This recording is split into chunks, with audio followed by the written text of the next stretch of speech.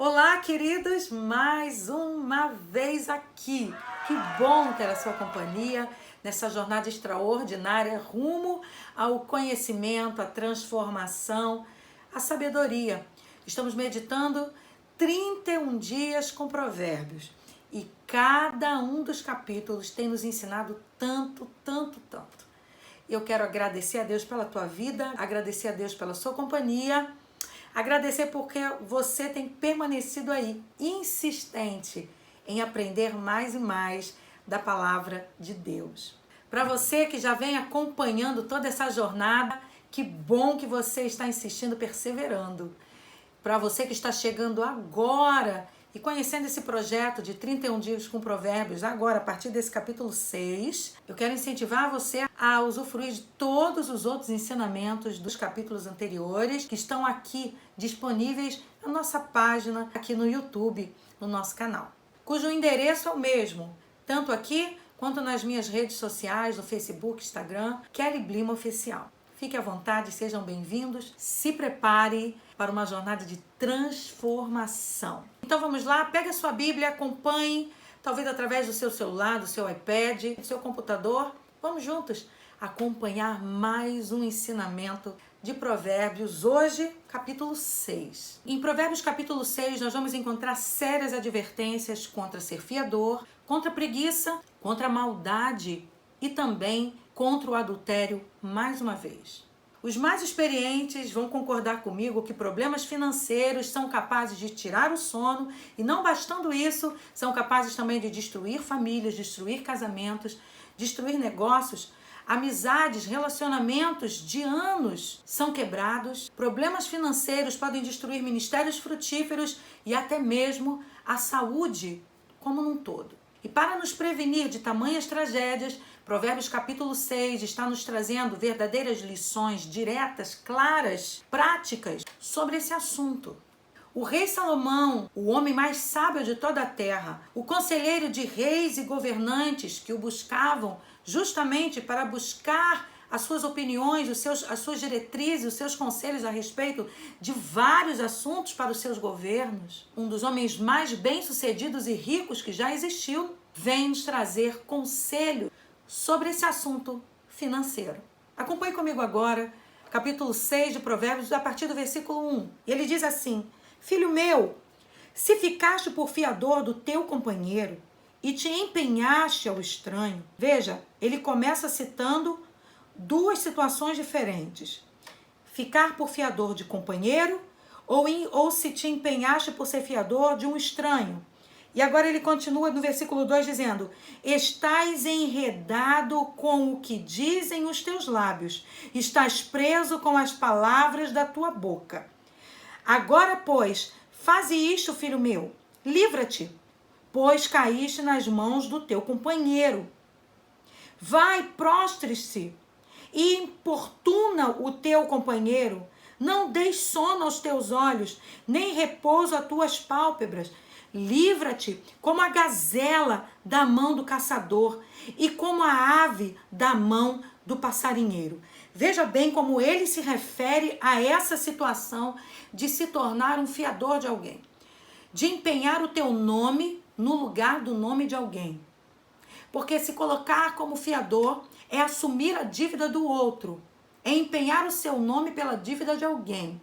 E aí ele está dizendo exatamente: você está enredado com o que dizem os teus lábios. Você se comprometeu, você deu a sua palavra.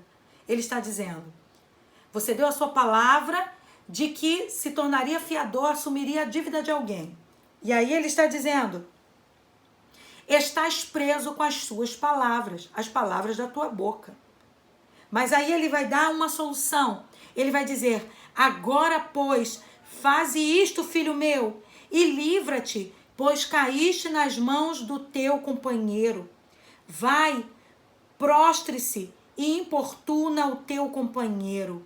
Ele está dizendo, se você se colocou como fiador de alguém, você está errado. Você caiu num laço de destruição. É isso que ele está dizendo. Não faça isso. Não se torne fiador de alguém. Veja que Salomão vai usar duas expressões muito fortes para incentivar esse filho a se liberar desse compromisso como fiador. E ele vai dizer: prostre-se, ou seja, se for necessário, se humilhar para que você consiga a liberação desse compromisso que você mesmo assumiu de ser fiador de alguém. É melhor que você se humilhe, mas que você consiga essa liberação desse compromisso. Em segundo lugar, ele vai dizer importuna. Ele está dizendo incansavelmente, persista, importuna, não desista. E ele vai usar esse termo muito forte, porque a finalidade dessa persistência é que você consiga ser liberado desse compromisso. E aí ele vai dizer: não deis sono aos teus olhos, nem repouso a tuas pálpebras. Livra-te como a gazela da mão do caçador e como a ave da mão do passarinheiro. Salomão está deixando muito claro que a situação de se tornar um fiador de alguém é algo trágico, é algo que pode destruir a sua vida, é algo que pode trazer profundos desgostos, frustrações, decepções, problemas, sejam eles de ordem emocional, física, mental, espiritual. A situação é séria. Salomão não está dizendo que não podemos ajudar alguém. Não é isso. Ele está falando sobre assumir o compromisso financeiro de alguém. Empenhar o seu nome sobre a dívida de alguém. Quando isso acontece, é melhor nós sabermos. Ao invés de se tornar um fiador, é melhor você pegar aquele valor, aquela quantia e dar a essa pessoa para que ela vá lá e pague a sua dívida, do que você se tornar um fiador dela.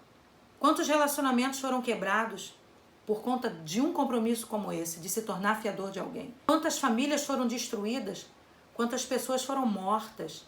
Quantas pessoas sofreram grande violência porque se comprometeram em nome de alguém por uma dívida? Então é melhor assumir a dívida dando o valor, quitando aquela situação, ou então, se já nos comprometemos com alguém, ele está dizendo: corra, seja diligente como uma gazela, que foge, que se solta das mãos de um caçador. Livra-te antes que seja muito tarde. Um outro assunto mencionado por Salomão aqui no capítulo 6 de Provérbios é a respeito do preguiçoso. E ele faz uma séria advertência. Na verdade, a preguiça é mencionada inúmeras vezes no próprio livro de Provérbios.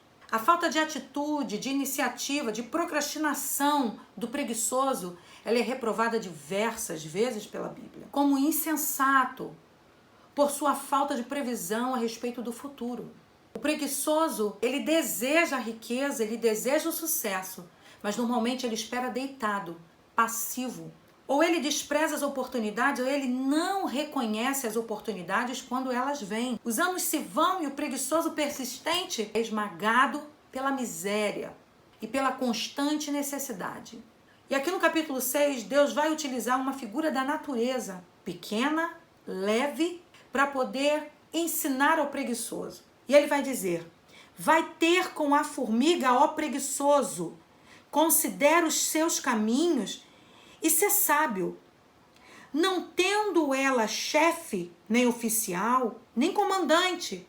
No estio prepara o seu pão, na cega ajunta o seu mantimento. Ó preguiçoso, até quando ficarás deitado? Quando te levantarás do teu sono? Um pouco para dormir, um pouco para tosquenejar, um pouco para encruzar os braços em repouso.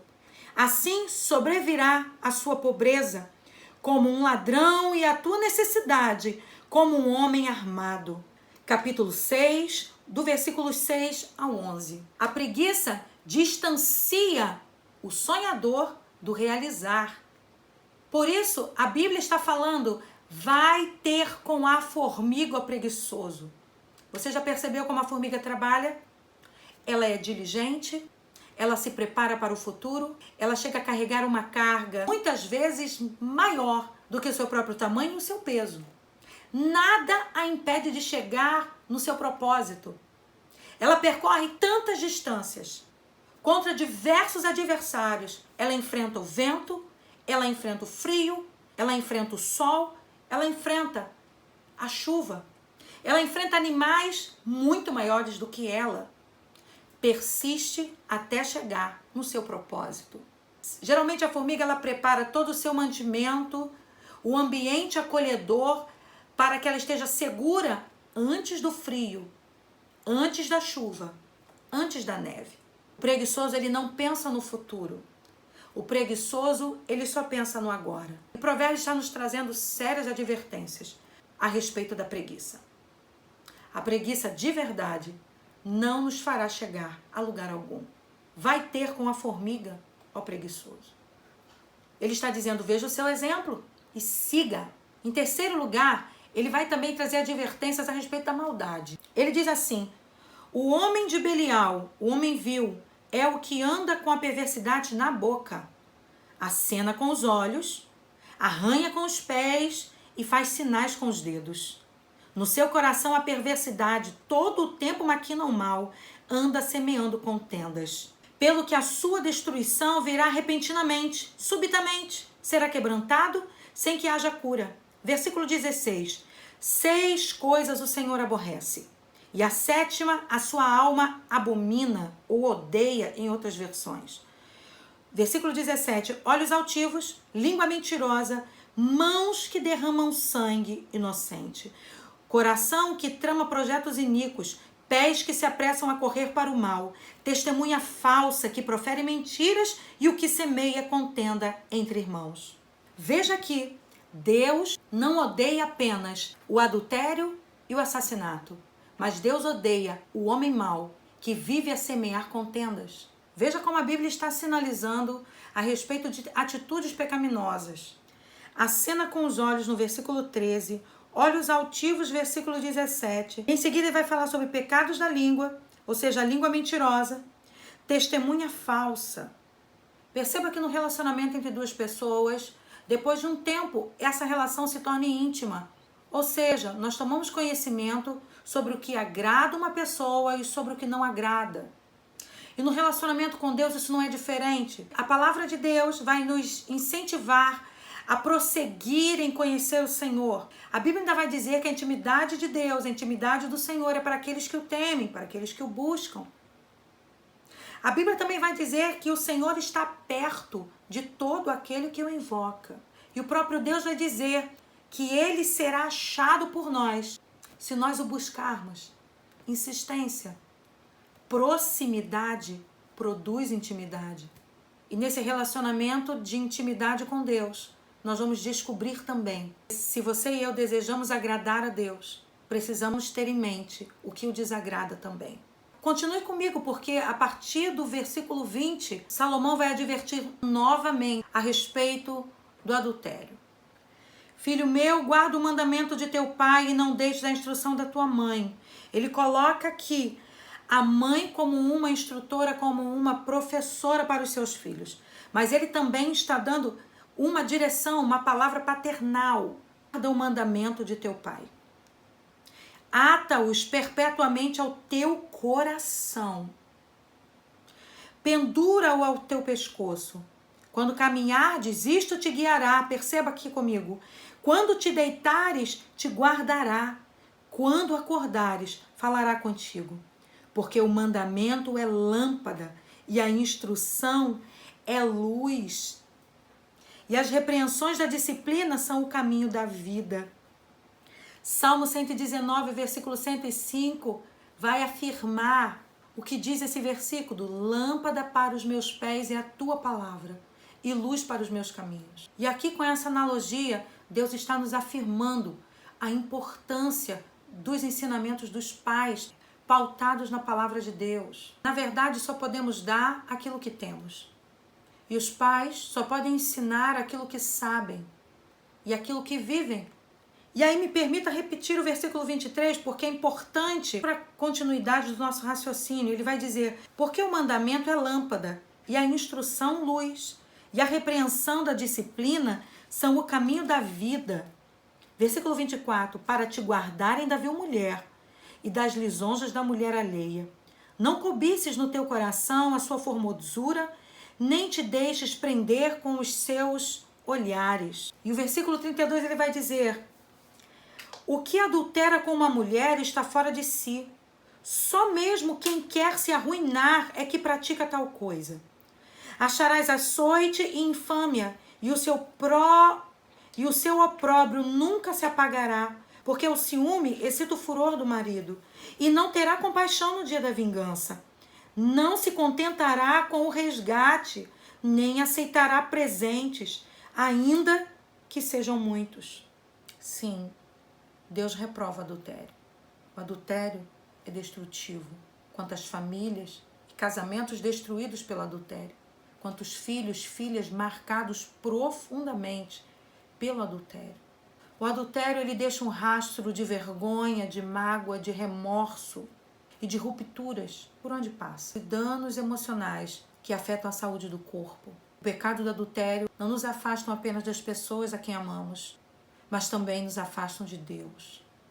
Mas eu preciso encerrar esse estudo dizendo mais uma coisa. O mesmo Deus que abomina o pecado da mentira, da falsidade, da calúnia, da falsa testemunha, que odeia aquele que semeia contenda entre as pessoas, é também o Deus de cura, de perdão, para aquele que confessa o pecado e o deixa. Se você entendeu essa palavra, se restauração, cura e perdão é o desejo do teu coração, você pode falar com Deus sobre isso agora. Vamos orar? Pai, eu te louvo por mais esse momento na tua presença. Eu te louvo por poder ouvir a tua voz por meio da tua palavra. Eu te agradeço porque o Senhor é aquele que corrige ao filho que ama. Obrigado, Senhor, porque a tua palavra está endireitando veredas nesse dia. Obrigado porque a tua palavra está trazendo luz, Senhor, em meio às trevas, à escuridão do engano. Eu sei que a tua palavra está trazendo libertação aos corações nesse momento. Nós queremos confessar o pecado a ti. Nós queremos te pedir, Senhor, nos reconcilia contigo. Muda a nossa sorte, muda a nossa história, restaura as nossas famílias. Eu te oro junto com esse irmão, com essa irmã neste momento, corações contritos e verdadeiros diante de ti, te pedindo, Pai, nos ajuda a romper com o pecado e a vencer rumo ao propósito da sabedoria. Nós te oramos em nome de Jesus, já te agradecendo por tudo. Amém e amém. Que bom que você ficou conosco até agora. Que bom que você está entendendo o que Deus está fazendo. Que bom. Eu sei que esse é um novo tempo para você. É um novo tempo para sua família. É um novo tempo para aqueles que te rodeiam. Que Deus te abençoe. Nós temos um encontro no nosso próximo episódio, no capítulo 7 de Provérbios. E, por favor, chame seus amigos, chame sua amiga. Convide mais alguém para continuar aprendendo com a palavra de Deus e crescendo e amadurecendo. Esse é um tempo de grande evolução para todos nós. Então não se esqueça, nós temos um encontro marcado aqui no meu canal, no YouTube, Kelly Blima Oficial. Eu conto com a sua oração. Combinado? Até o nosso próximo encontro aqui. Paz.